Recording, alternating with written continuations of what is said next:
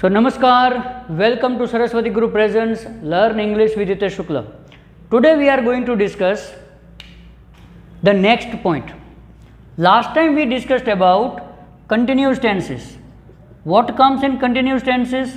There comes always ing. ing, and when you convert into passive, there comes always being V3. देखो આ વસ્તુ જે છે એ બિલકુલ આપણને ક્લિયર થઈ ગઈ કે આઈએનજી સાથે જ્યારે પણ પેસિવ કન્સ્ટ્રક્શન કરવાનું થાય તો હંમેશા બીઇંગ અને V3 આવે.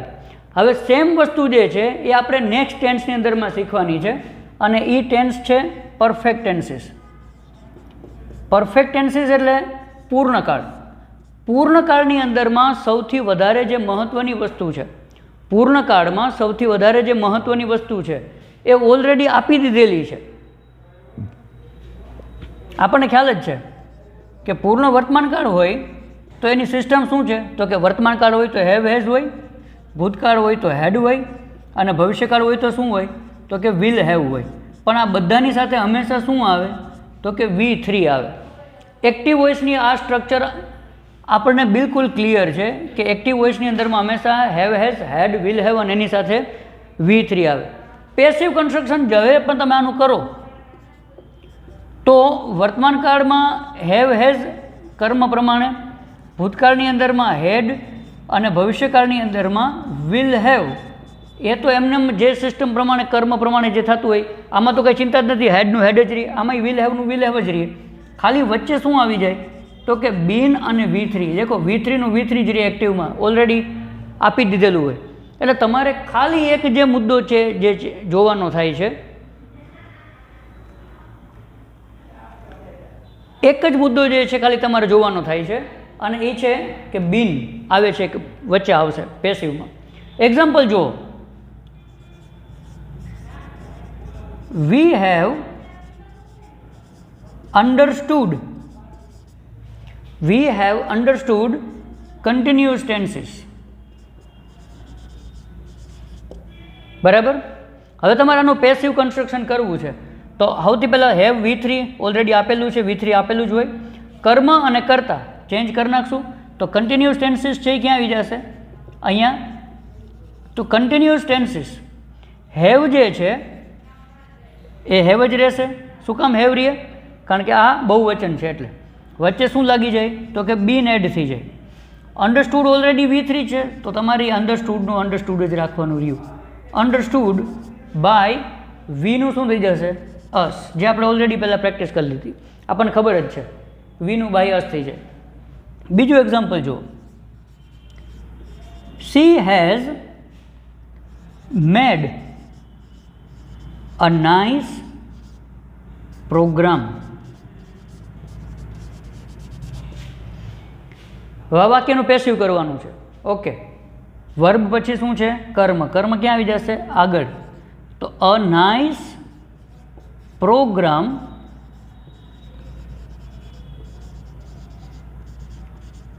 Has been made.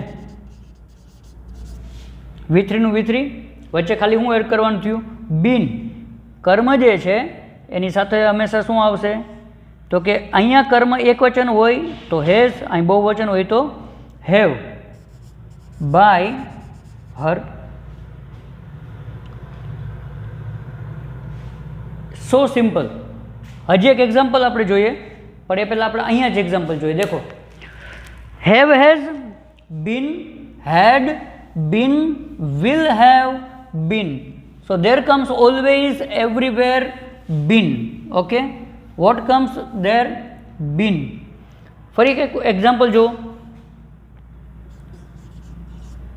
The students had played cricket. The students had played cricket. Change કરશો, ક્રિકેટ ક્યાં આવી ગયું, આગળ. હવે તમને આમાં મજા આવે અને કોઈ ચિંતાય ન હોય. ક્રિકેટ હેડ વચ્ચે શું એડ કરશો, તો કે બીન. પ્લેયનું જે છે એ જ V3નું V3 રહે, હેડ બીન પ્લેઇડ બાય ધ સ્ટુડન્ટ્સ. બે કર્મવાળું હોય માનો કે તોય કોઈ ચિંતા નથી. દાખલા તરીકે she had given us a trick. She had given us a trick. હવે અહીંયા બે છે. O1 કોને? અમને. શું આપ્યું હતું? તો કે એક ટ્રીક આપી હતી, બરાબર. અને આ છે એ શું છે? કરતા છે. ચેન્જ કરી નાખો, O1 આગળ લઈ લ્યો તો અસનું શું થઈ જશે? વી હેડ been given a trick by her. થઈ ગયું. બીજી રીતે કરવું છે તમારે, ટ્રીકને આગળ લેવું છે. ઇટ્સ ઓકે, લઈ લો ટ્રીક આગળ, કે a trick had been given to us by Har.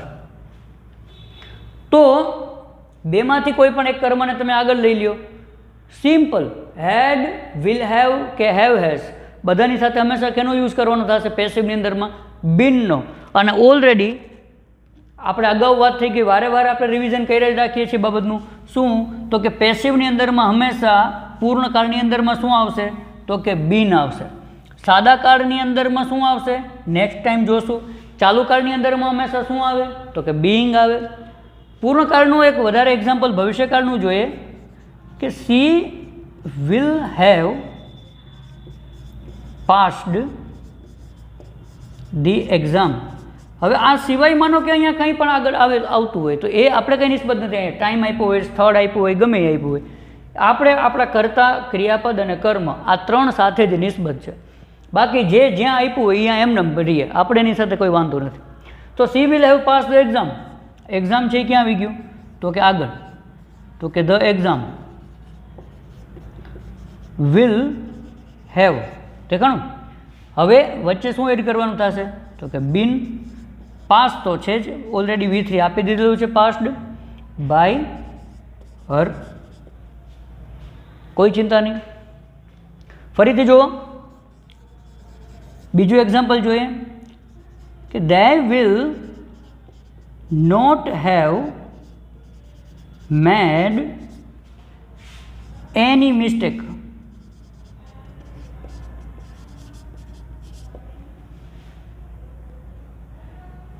Any mistake ક્યાં આવી જશે? આગળ. હવે તમને એ ક્વેશ્ચન ન થવો જોઈએ કે એની મિસ્ટેક શું કામ આવ્યું? કારણ કે મેડ એટલે બનાવવું. શું બનાવવાની વાત છે? શું કરવાની વાત છે? તો કે એની મિસ્ટેક. તો any mistake will not have been made by them. So these are very simple and sober things. You can easily do it.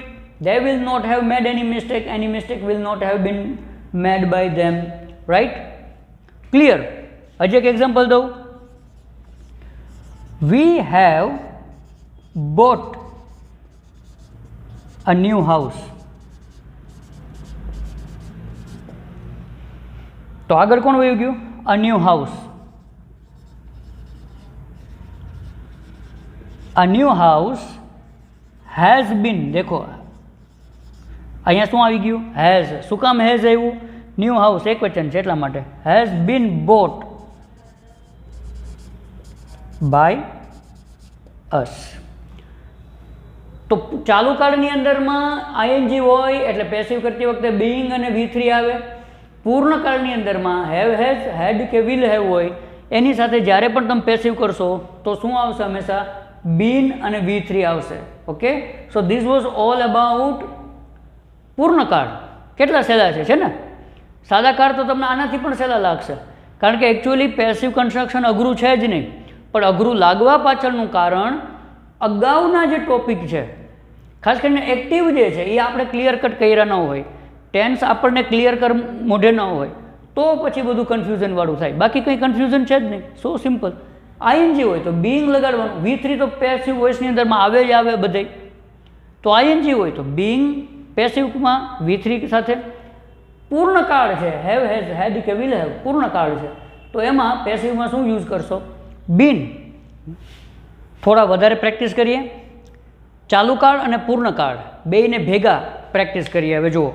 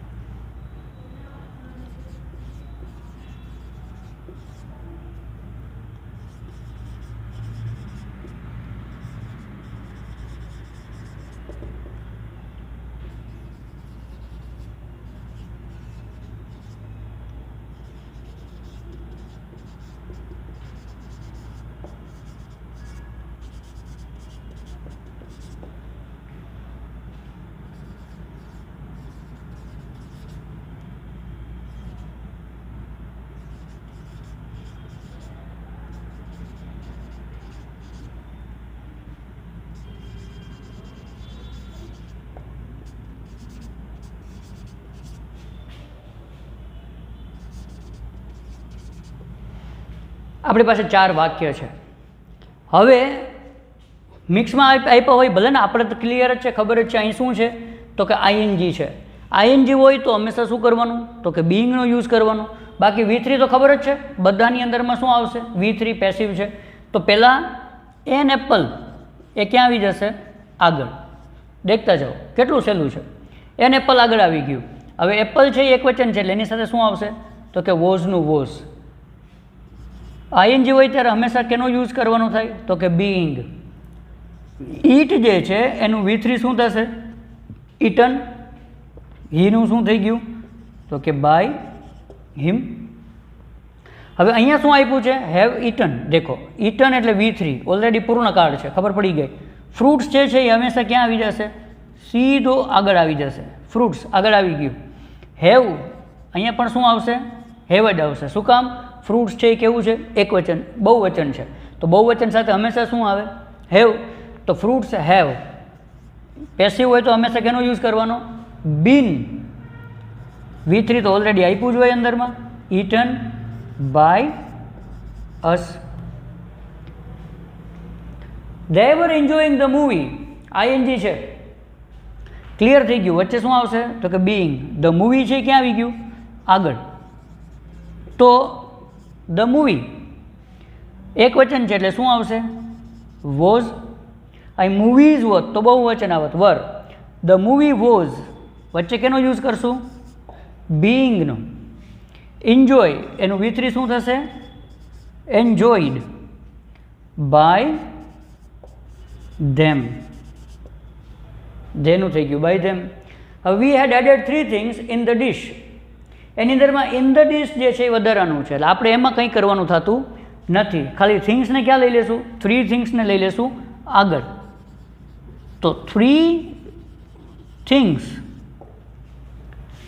હેડનું હેડ જ રહેશે. વચ્ચે કેનું એડ કરવાનું? તો કે been added V3 by us in the dish. Okay. Next આવી રીતે હું બીજા 5 સેન્ટેન્સ તમને આપું છું. અત્યારે તમે સાથોસાથ નોટને પેન લ્યો અને પ્રેક્ટિસ કરો મારી સાથે. પછી હું તમને એના આન્સર બોલીશ. અત્યારે તમે મારી સાથે 5 વાક્યો કે 6 વાક્યો પ્રેક્ટિસ કરો, જેથી કરીને ક્યારેય પણ એક્ઝામની અંદરમાં આવે તો તમે તરત એને લખી શકો. Example number 1.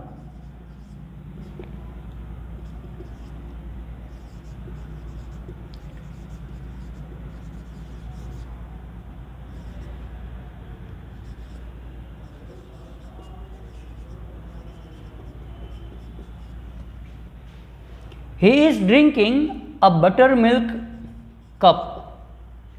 એક છાશનો કપ જે છે એ પી રહ્યો છે. Right. Second sentence.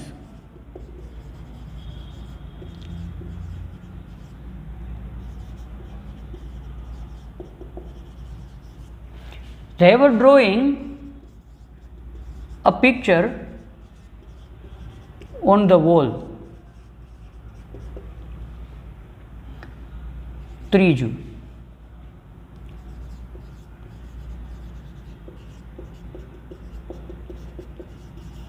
we have visited the zoo yesterday.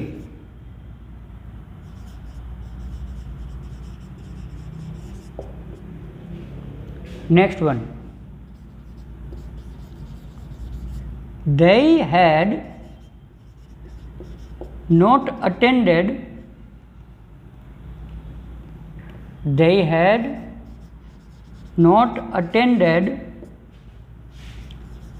the last lecture.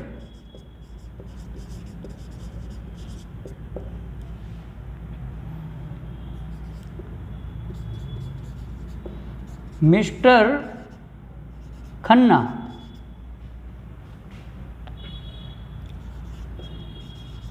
will have started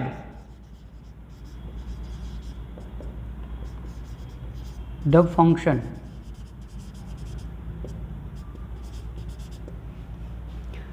હવે જુઓ તમે આ 5 એ 5 વાક્યને પેસિવ કરશો, ચેન્જ કરશો તો આઈએનજી છે કેનો યુઝ કરશો? બીઇંગનો. અહીંયા આઈએનજી છે કેનો યુઝ કરશો? બીઇંગનો. અહીંયા શું છે તો કે વિઝિટેડ ઓલરેડી V3 છે કેનો યુઝ કરશો? બીનનો. આમાં હેડ નોટ અટેન્ડેડ કેનો યુઝ કરશો? બીન.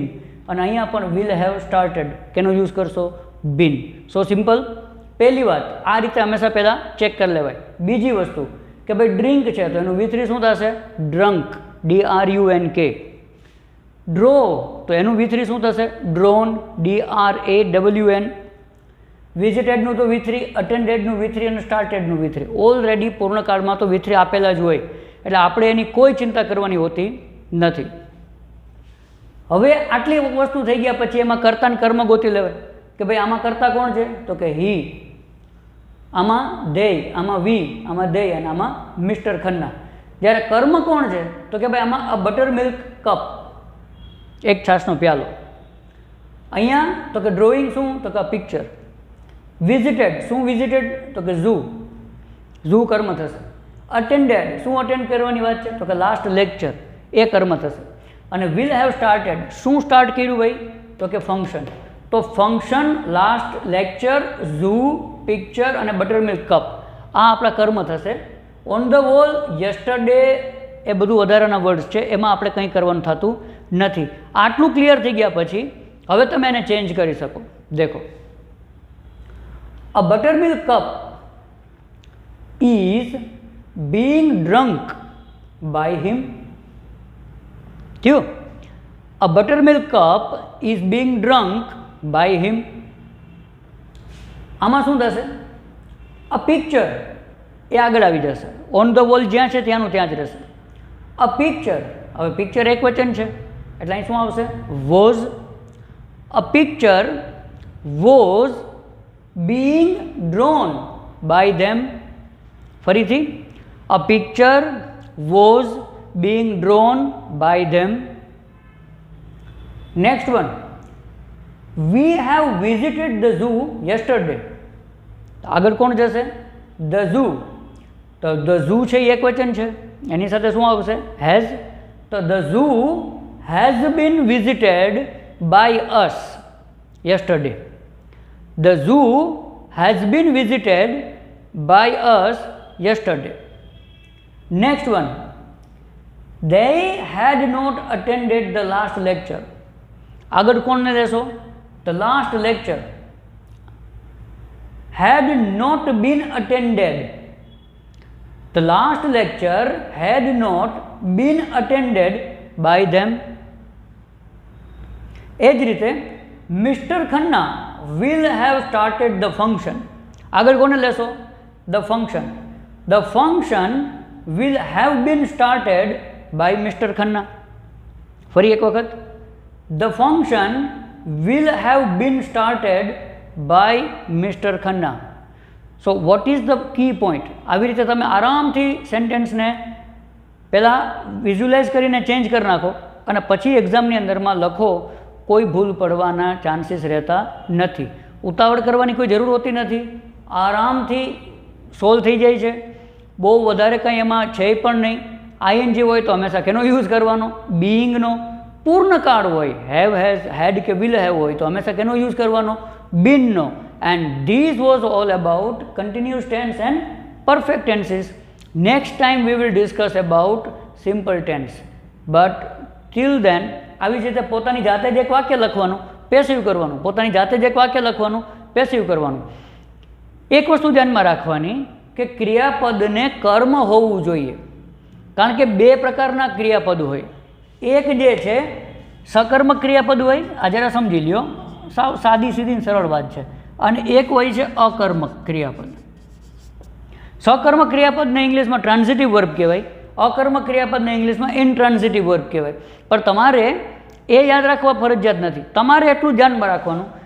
અને તમે જાતે તમે પ્રેક્ટિસ કરતા હો તો એક્ઝામની અંદરમાં તો કોઈ દિવસ અકર્મક ક્રિયાપદ પૂછાશે જ નહીં, બરાબર? અકર્મક ક્રિયાપદ એટલે કોણ? તો કે જેને ઓબ્જેક્ટ હોતા જ નથી, કર્મ હોતું જ નથી. એનો મતલબ કે કોને અને શું આ બે પ્રશ્ન પૂછવાથી કોઈ દી કાંઈ જવાબ મળે નહીં. જ્યારે સકર્મક ક્રિયાપદ એને કહેવાય કે જેને કોને અથવા શું આ બેમાંથી એકનો તો આન્સર મળે જ, કાં તો બેયનો મળે અથવા તો બેમાંથી એકનો મળે, એને કહેવાય સકર્મક ક્રિયાપદ. એક્ઝામ્પલ આપું તો ભાઈ ડ્રિંક એટલે પીવું, તો એમાં કોનેનો આન્સર નહીં મળે, ખાલી શુંનો આન્સર મળશે. ડ્રિંક એટલે પીવું, ભાઈ શું પીવાની વાત છે? તો કે ભાઈ અહીંયા બટર મિલ્ક, છાશ પીવાની વાત છે, બરાબર છે? તો એ છે. કોને અને શું બેયનો જવાબ મળતો હોય એવું છે તો કે ટીચ. શું ભણાવો છો ભાઈ? તો કે ગ્રામર. કોને ભણાવો છો? તો કે વિદ્યાર્થીઓને. તો કોને અને શું બેયનો આન્સર મળે. ત્યારે અમુક ક્રિયાપદ એવા છે કે જેની અંદરમાં ખાલી કોનેનો આન્સર મળે, શુંનો આન્સર ન મળે. જેમ કે લવ, પ્રેમ કરો છો, કોને? તો કે ભાઈ મારા દેશને. શુંનો આન્સર મળતો નથી. તો આ રીતે સકર્મક ક્રિયાપદની અંદરમાં કાં તો કોને પૂછતા જવાબ મળે, કાં તો શું પૂછતા જવાબ મળે, કાં તો બેયનો આન્સર મળે. પણ અકર્મક ક્રિયાપદ એને કહેવાય જેની અંદરમાં કોને કે શું બેમાંથી એકેયનો જવાબ મળે નહીં. દાખલા તરીકે ગો એટલે જાવું, કમ એટલે આવવું, વોક ચાલવું, રન દોડવું, સીટ બેસવું, સ્ટેન્ડ ઊભું રહેવું.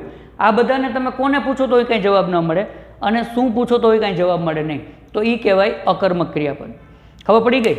તો જ્યારે પણ તમે જાતે માનો કે પ્રેક્ટિસ કરતા હો ત્યારે સેન્ટેન્સમાં એવા ક્રિયાપદ પસંદ કરવાના જેમાં કર્મ હોય, જે ક્રિયાપદનું કર્મ હોય. જે ક્રિયાપદનું કર્મ ન હોય એવા અકર્મક ક્રિયાપદ જે છે એ પસંદ નહીં કરવાના. મતલબ કે ક્રિયાપદને કોને અને શું પૂછવાથી જવાબ ના મળતો હોય, બેમાંથી એકેયનો જવાબ ના મળતો હોય, તો એવા ક્રિયાપદ જે છે આની અંદરમાં આવે નહીં. તો this was all about continuous tenses and perfect tenses. Next time we will discuss about simple tenses. Till then, take care of yourself and keep doing practice. Namaste.